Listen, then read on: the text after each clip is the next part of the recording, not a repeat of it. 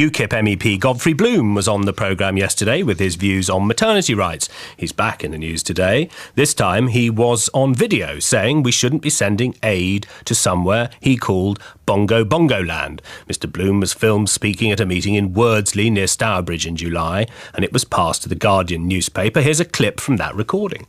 How we can possibly be giving £1 billion a month when we're in this sort of debt to Bongo Bongo Land is completely beyond me.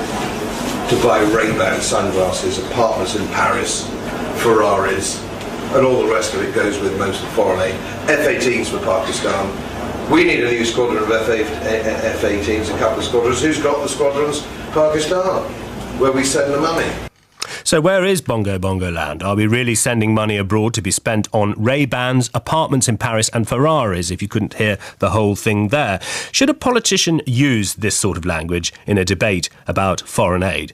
You might agree with Godfrey Bloom. You think foreign aid's a total waste of money. You may not like his language, but you might agree with that. Maybe you're siding with David Cameron. He thinks it's in everyone's interests to build a more prosperous world. Otherwise, the problems of conflict, mass migration and uncontrollable climate change will come and visit us at home.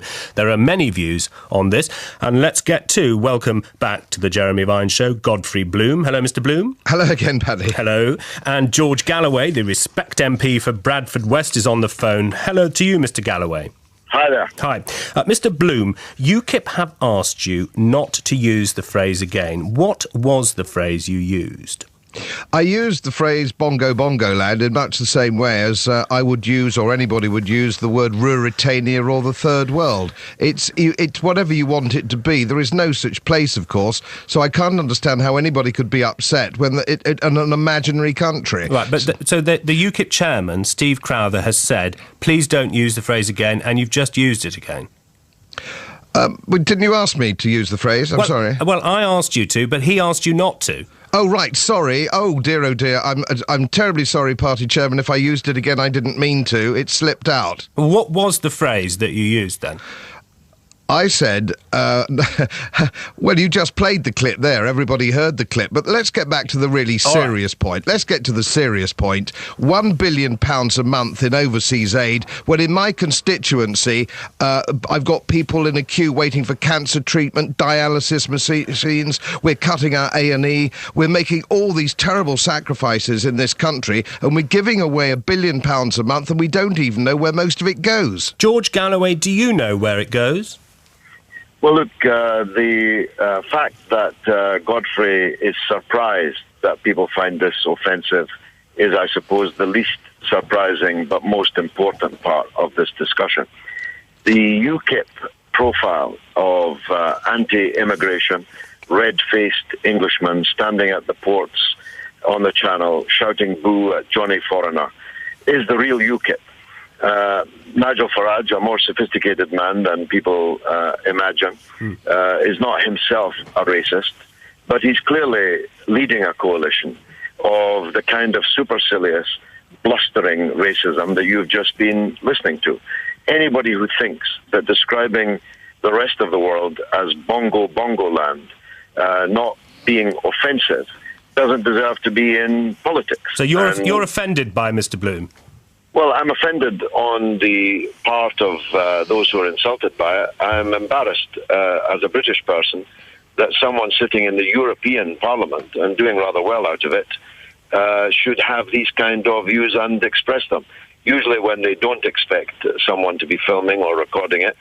But he's brought shame to the country with this language, short of having an imaginary bone in his nose when he said it. It's hard to see that it could be more offensive.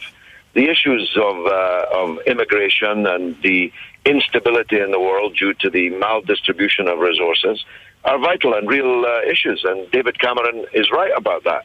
You can't say that, as UKIP do, that you don't want foreigners coming here, but you want foreigners to continue to exist in a situation of dire poverty and underdevelopment.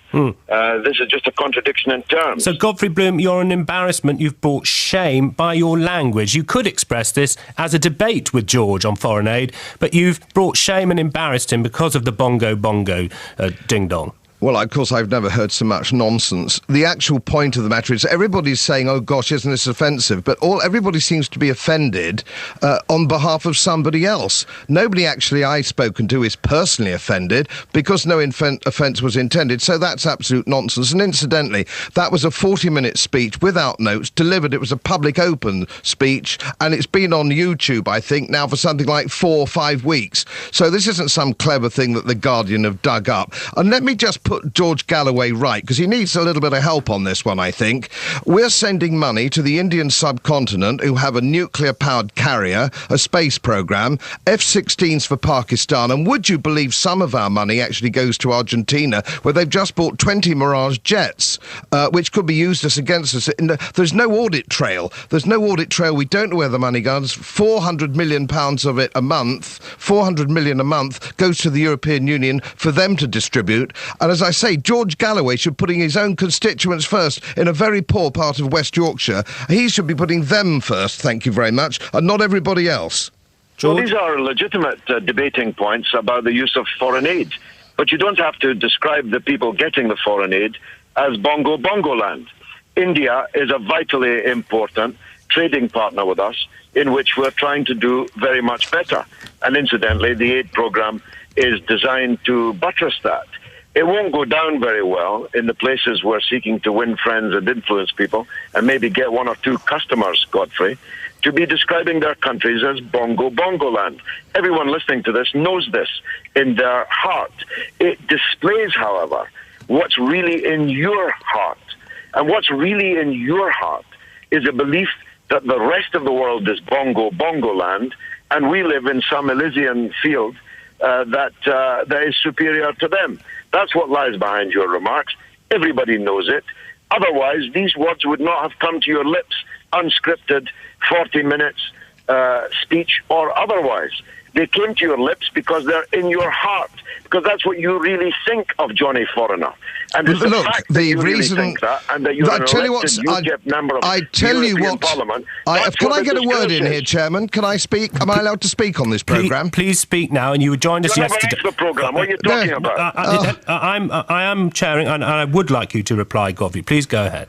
Let me tell you what is in my heart. George Galloway doesn't know what's in my heart. My country is in my heart. My constituents are in my heart. My people are in my heart. And when I see them not getting dialysis machines, when I see them not treated for cancer, when I see A&E wings closes, when I see us more than £1 trillion in debt, I say enough is enough. No more money to be sent abroad. Let's start at home. Charity begins at home. And incidentally, Mr. Galloway, the overwhelming response today has been in support of me.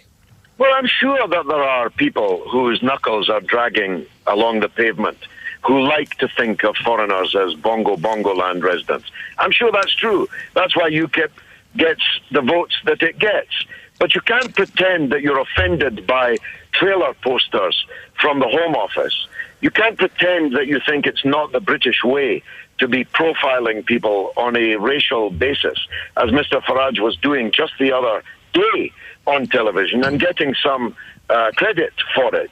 And yet, at the slightest excuse, when scratched, display this kind of mentality. A question for me. me. It's not the fault of anybody in the countries you're referring to in such insulting terms that there's a shortage of dialysis machines in Britain. Now, a question. That's the fault of the British government. Okay, let me just. Why don't you concentrate your fire on them instead of insulting foreigners? Right. Now, a question from me, Mr. Galloway. I think you've both had an opportunity to address each other.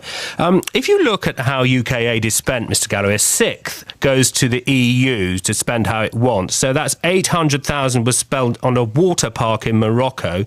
Iceland got 20 million. 5 million was spent in Bangladesh, setting up a question time style television programme. What do you think about those sorts of spending of British taxpayers' money? Well, I'll answer that, but this discussion isn't about foreign aid. Well, it's about the attitude displayed by UKIP. This question is people in poor countries. Yeah, I think these are legitimate debating points. Yes, we'll have a go. I'm not in charge of the British aid budget. But if you were. If I were, there may be some of those that you've referred to, if you've accurately described them, that would be questionable. Right. I have a long involvement in issues of foreign aid. What I'm saying to you is that there are billions of very poor people in the world. Many of them don't have access to water. Many of them don't have access to enough food or medicine.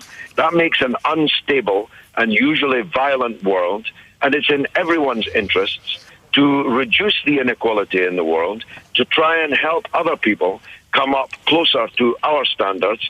Then, Mr. Bloom, they might not be so determined to get, by any means possible, out of their own countries into other people's countries. Mr. That's Bloom, just common sense. How do you like those remarks? He's saying, yes, there are some bits of the budget he wouldn't spend, but the problem is the tone. No, I don't accept that. I'm sorry, I simply just don't accept it. I believe that people should give money to charity. We're one of the most generous nations in the world. We give more to charity per capita than any other industrialised democracy. But what I would argue, it is not the responsibility of government to take from people in my constituency, some of whom are only trying to get by on £120 a week, to take tax off them and send it abroad when we don't even have a proper audit trail. For those who are rich, like David Cameron, who's a very wealthy man, sit down, get your chequebook out and give a cheque to save the children. Do not take it from my poor constituents in this country who are living on the breadline. I won't have it, and I never will. George, do you think we're going to be... This is the tone now for the all the way up to the election? Yes, we're into the dark territory of stirring racial fears, xenophobia, hatred of foreigners, whether European foreigners or in, as Mr. Bloom would have it, Bongo land.